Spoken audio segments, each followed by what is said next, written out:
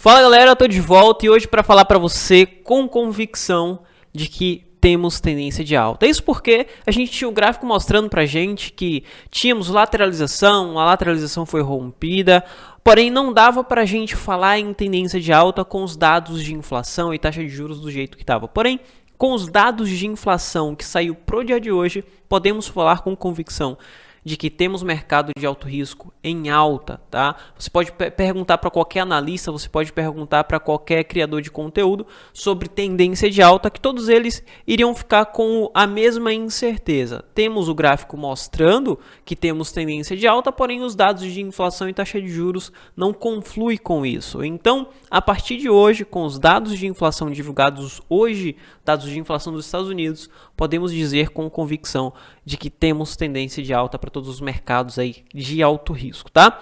A gente vai falar sobre isso hoje, porém a gente vai falar de curtíssimo prazo também, porque tendência de alta de médio e longo prazo é diferente do que pode acontecer no curtíssimo prazo, tá? Então a gente precisa ficar atento ao curtíssimo prazo também, tá bom?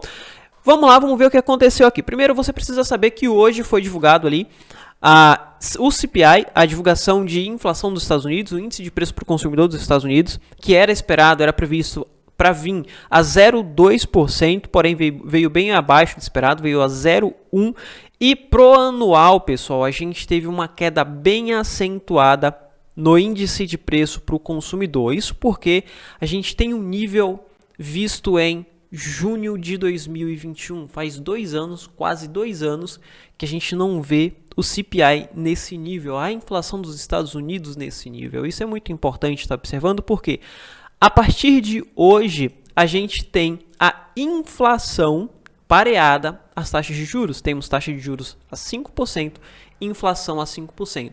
Isso era um contexto muito falado lá em 2022, onde a gente falava muito sobre quando que isso vai acontecer. Será que isso vai acontecer em 2023? Será que a inflação vai continuar crescendo, vai cair um pouco e vai voltar a subir lá na frente? Ou será que o Fed vai conseguir elevar as taxas de juros ao nível da inflação, ou a inflação vai recuar até o nível das taxas de juros? A gente está vendo isso acontecer e esse é um nível que não chega desde junho de 2021. Faz quase 2 anos aí, tá? E por isso que eu consigo dizer com convicção de que temos tendência de alta para mercado de alto risco, tá? Quando a gente vai ver aqui a inflação, que estava a 6%, hoje a 5%, caiu 1%, tá, pessoal? Isso em um mês, pareado aqui as taxas de juros, que hoje está 5%. O que isso quer dizer? Isso quer dizer que na próxima divulgação de taxa de juros, a gente pode ver o Fed congelando a elevação das taxas de juros. Isso porque a gente já tem a inflação no mesmo nível das taxas de juros, tá? E quando a gente tem esse congelamento, tá? Isso mostra pra gente que o institucional vai passar a procurar ativos com maior volatilidade, se expor um pouco mais ao risco e trazendo dinheiro para todos os mercados de alto risco, tá? Isso é muito bom porque a gente vai ver a ação subindo, a gente vai ver os índices norte-americanos subindo, como por exemplo o S&P 500 que já está subindo, Nasdaq que já está subindo, Dow Jones que já está subindo para o dia de hoje, abriu em alta, a gente vai ver o ouro subindo como já está acontecendo, a gente vai ver também, consequentemente, o Bitcoin subindo como já está acontecendo, tá? E também a gente vai ver o dólar caindo, no qual é sempre muito importante a gente observar o mercado de baixo risco, que vai confluir com a valorização ou desvalorização dos mercados de alto risco. E nesse momento eu consigo falar para você que a gente tem uma possível formação de ombro, cabeça a ombro aqui no dólar e possível formação de tendência de baixa. Não temos ainda tendência de baixa para dólar, mas a partir do momento que o dólar romper esse fundo aqui em 101, a gente vai ter tendência de baixa aqui para o dólar. Isso porque a gente tem topos e fundos descendentes, tá? A gente tem esse topinho mais baixo que o topo anterior, e com a formação de um fundo mais baixo que esse fundo aqui, a gente vai ter tendência de baixa aqui para o dólar e confluindo ali com grandes valorizações para mercado de alto risco, tá? Mesma coisa aqui para os títulos de 10 anos dos Estados Unidos. Já vindo aqui para o Bitcoin e falando, repetindo o que eu falei lá no início do vídeo, tendência de longo prazo é diferente de tendência de médio prazo e é diferente de tendência de curto prazo. Em uma tendência de longo prazo, como por exemplo no Bitcoin, se você colocar no gráfico semanal ou no gráfico mensal, você vai ver que o Bitcoin está em alta infinita. Porém, no curto prazo é diferente. A gente tem o que a gente chama de ruído. A gente tem aquelas valorizações muito grandes, mas também a gente tem também possibilidade de queda de 10, 5, 15%, tá? Então, nesse momento é crucial observarmos o longo prazo, que mostra pra gente que temos a tendência de alta, conflui, tudo está mostrando pra gente que a gente tem tendência de alta nesse momento. Porém, no curto prazo, a gente precisa observar também, porque no curto prazo a gente vai estar observando para pegar as melhores oportunidades de compra, tá? Como, por exemplo, possibilidade de queda no curtíssimo prazo aqui para Bitcoin. Hoje a gente tem Bitcoin em 30.100, mesmo com uma divulgação de CPI tão positivo como foi a divulgação para o dia de hoje, tão importante como foi a divulgação de hoje, a gente não teve grandes valorizações no Bitcoin. A gente tem Bitcoin caindo um pouco, tá? Isso porque a gente já teve a precificação e no curto prazo, como eu tinha dito, é diferente. O que está acontecendo no curto prazo é diferente do que pode acontecer no longo prazo. O impacto da notícia de hoje vai impactar no médio e longo prazo. Porém, no curto prazo, observe que a gente tem uma resistência no Bitcoin aqui nessa região. Só que, a partir do momento que o Bitcoin romper esse fundo aqui em 29.800, a gente vai ter o Bitcoin recuando até 28.400, dando aí uma queda em torno de 5 a 6%, como eu havia dito lá atrás, tá? O curto prazo é diferente de médio e de longo prazo. No curto prazo a gente tem possibilidade de valorização e também de correção. Porém, se tivermos essa queda aqui no Bitcoin até essa região de 28.400 ou até mesmo rompendo e vindo para 26, vamos ter diversas oportunidades de compra. Como eu havia dito, temos tendência de alta. Se a gente tem tendência de alta, todas as oportunidades nesse momento precisam ser aproveitadas, tá? Comprem Bitcoin, comprem altcoin principalmente, porque a gente tem a dominância do Bitcoin subindo muito. A gente teve a dominância entre ontem e hoje subindo, porém hoje já passando a recuar com a divulgação ali do CPI, e a dominância do Bitcoin rompendo topo. A gente está vendo níveis históricos sendo rompidos aqui na dominância do Bitcoin também. E se tivermos o Bitcoin recuando, vamos ter a dominância do Bitcoin, podemos ver a dominância do Bitcoin recuando, tá?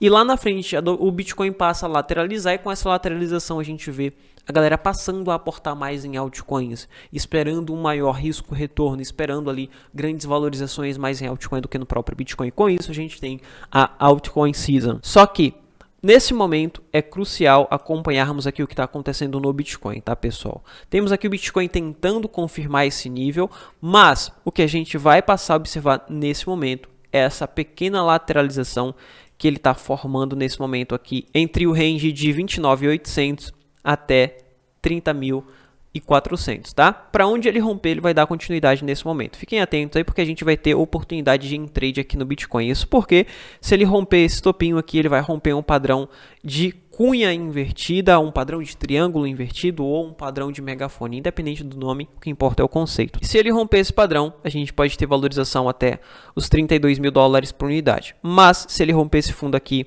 ele vai recuar direto até os 28, onde vai dar uma oportunidade para a gente em short de 4 a 5%. Mas se ele romper o topinho, a gente pode pegar alguns longs aqui, isso porque a gente tem tendência de alta e tem também rompimentos de topos formando padrões de continuidade, padrão ascendente, tá? Então a gente tem oportunidades aqui no Bitcoin nesse momento. Porém, pessoal, para as altcoins é crucial a gente estar acompanhando, porque talvez as nossas melhores oportunidades para estar acumulando tokens nesse momento seja nas altcoins. Não no Bitcoin necessariamente, a gente pode estar aportando no Bitcoin, porém complementando com altcoin. Isso porque a gente tem dominância explodindo, a dominância do Bitcoin explodindo.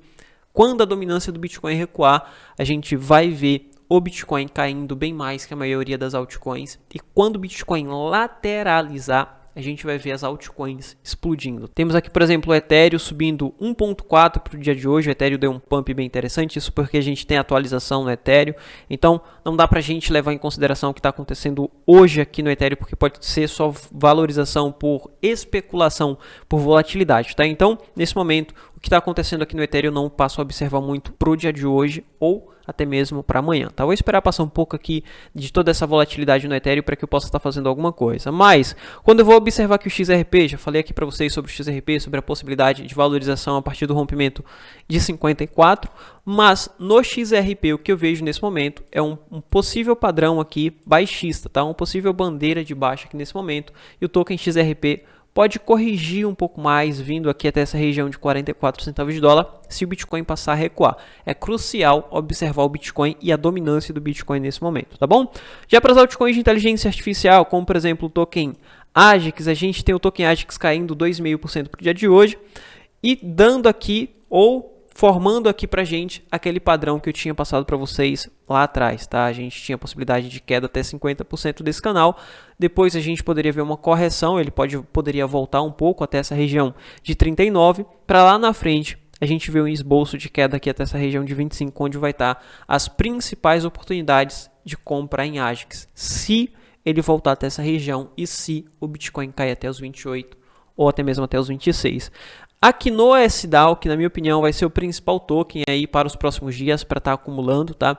Isso porque, já havia falado aqui para vocês, a gente vai ter o lançamento do Hypercycle, que vai ser um token muito importante, não só para o ecossistema SingularityNet, mas também para a internet como um todo, para a forma que a gente vê a internet e para a forma que a gente vê a inteligência artificial, tá? Então fiquem atentos ao token Hypercycle, que na minha opinião vai ser um dos principais tokens de inteligência artificial, não só da rede SingularityNet, não só do ecossistema SingularityNet, mas também do universo cripto, tá? Tokens voltados à inteligência artificial. Então, esse token que está para ser lançado no ecossistema do SingularityNet pode trazer valorização aqui para o SDAO, porque muita gente vai querer comprar o SDAO para fazer a pool, para participar da pool de liquidez ali do lançamento, do pré-lançamento do token Hypercycle. Com isso, o token Singularity DAO se valorizar bastante, tá? E se nesse momento, se tivermos o Bitcoin recuando, se tivermos o AGIX recuando, a gente vai ter aqui o Singularity DAO recuando também, e as melhores oportunidades vai estar aqui nessa região de 31 centavos de dólar, onde eu pretendo estar aumentando a minha exposição ao SDAO, ou até mesmo mais embaixo, no fundo desse canal aqui, em 28 a 27. Qualquer preço abaixo dos 31 é oportunidade para estar acumulando mais, tá?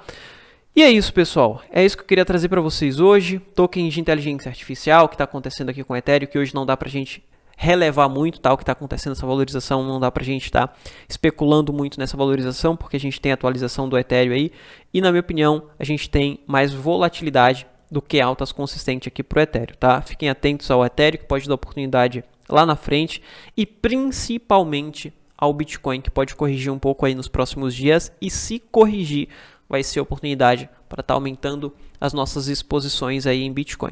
Falando sobre o médio prazo, tinha esquecido de passar aqui para vocês. Quando a gente vai observar aqui o médio prazo, pessoal, o que a gente tem é formação de topos e fundos ascendentes. Só que nesse momento a gente vai ter uma resistência muito forte aqui nessa região de 32 mil dólares por unidade. Por mais que a gente tenha valorização do Bitcoin, ele precisa lateralizar um pouco dentro dessa região entre 28.500 a 32. Então aqui vai ser uma ótima oportunidade para estar fazendo trades em Bitcoin, para estar acumulando Bitcoin, para lá na frente ele demonstrar que era basicamente um padrão de continuidade, e lá para final do ano, no qual vai ser o período que vamos ter grandes valorizações, ele demonstrar, ele confirmar pra gente e passar a subir de forma consistente, tá bom? Enfim, era isso que eu queria trazer para você. Espero que você tenha gostado e tenha te ajudado de alguma forma. Vou ficando por aqui, te vejo no próximo vídeo. Fui.